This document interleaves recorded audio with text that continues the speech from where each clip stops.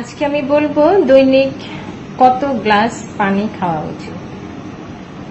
স্বভাবত আমরা কি বলি 8 থেকে 10 গ্লাস পানি প্রতিদিন খাওয়া উচিত, কিন্তু দেখেন যে 8 থেকে 10 গ্লাস পানি খেলেই আপনার যে পানির চাহিদা পূরণ হয়ে যাবে এমন কোনো কথা নেই।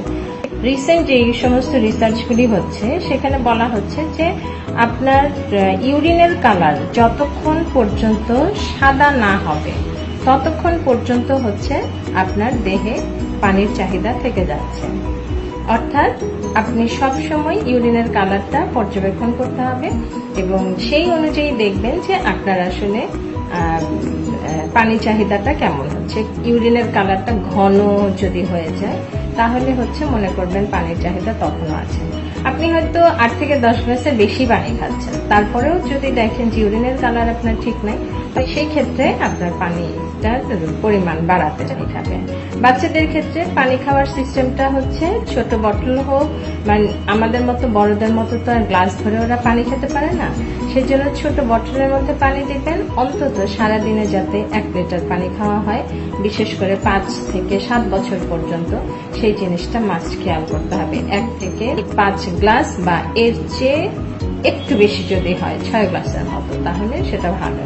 তবে এক্ষেত্রেও কিন্তু সেটা যে ইউরিনের কালারটা পর্যবেক্ষণ করতে হবে। রোজার সময় আপনি পানি কতটুকু খেতে হবে, মিনিমাম ইফতার থেকে সেহরি পর্যন্ত মিনিমাম আপনাকে নর্মাল যে 8 থেকে 10 গ্লাস পানি খাওয়া হয় সেই জায়গায় আপনাকে খেতে হবে রোজার সময় মিনিমাম 12 থেকে 14 গ্লাসের মতো।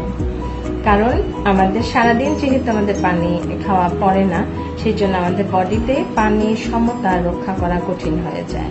এই কারণে পানি যতটুকু সময় আমরা পাচ্ছি রোজা ছাড়া সেইটুকু টাইম আমাদের পানি পান করতে হবে ভালো করে। অনুষ্ঠান বলে যে কখন পানিটা আসলে কিভাবে কতটুকু কি পরিমাণে খাবেন। আমি স্বাভাবিক অবস্থার কথা বলছি।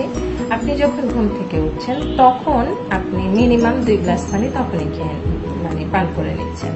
তাহলে কি হচ্ছে, আপনার যদি প্ল্যানিং থাকে যে আপনি 10 গ্লাস পানি খাবেন, 2 গ্লাস এখান থেকে চলে গেল। দেন যখন ব্রেকফাস্ট হবে তার কিছুক্ষণ আগে আপনি 1 গ্লাস খাবেন, আবার ব্রেকফাস্ট শেষ করার পরে আরেক গ্লাস খাবেন। আপনার কি হলো, 4 গ্লাস শেষ হয়ে গেল।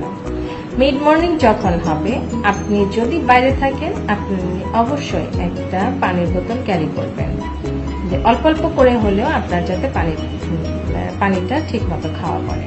লাঞ্চের টাইমে আপনি লাঞ্চের কিছুক্ষণ আগে 1 গ্লাস পানি খেয়ে নেবেন। এবং পানি খাওয়ার ক্ষেত্রে সবসময় একটা জিনিস মনে রাখবেন যে পানিটা যাতে আপনি ফুল গ্লাস মানে সম্পূর্ণ পানি যাতে আপনি খাওয়া পড়ে সেই জিনিসটা আপনি এনশিওর করবেন। তাহলে দেখবেন যে আপনার পানি খাওয়াটা তৃপ্তি সহকারে খাওয়া হচ্ছে।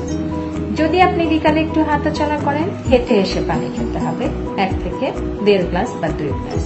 এভাবে যদি আপনি পানিটা খান, খাওয়ার কিছুক্ষণ আগে এবং খাওয়ার কিছুক্ষণ পরে মিলিয়ে যদি আপনি পানি খান, তাহলে দেখবেন যে আপনার পানি পান করাটা ইজি। অনেকে বলে কি যে ভুলে যাই পানি খেতে, সেই জন্য আমি খাওয়াটাকে মেনশন করে দিলাম। যদি খাওয়ার কিছুক্ষণ আগে এবং কিছুক্ষণ পরে ফুল গ্লাস করে যদি পানি খান, আপনার কিন্তু পানি ঠিকই পর্যাপ্ত পরিমাণে খাওয়া হবে।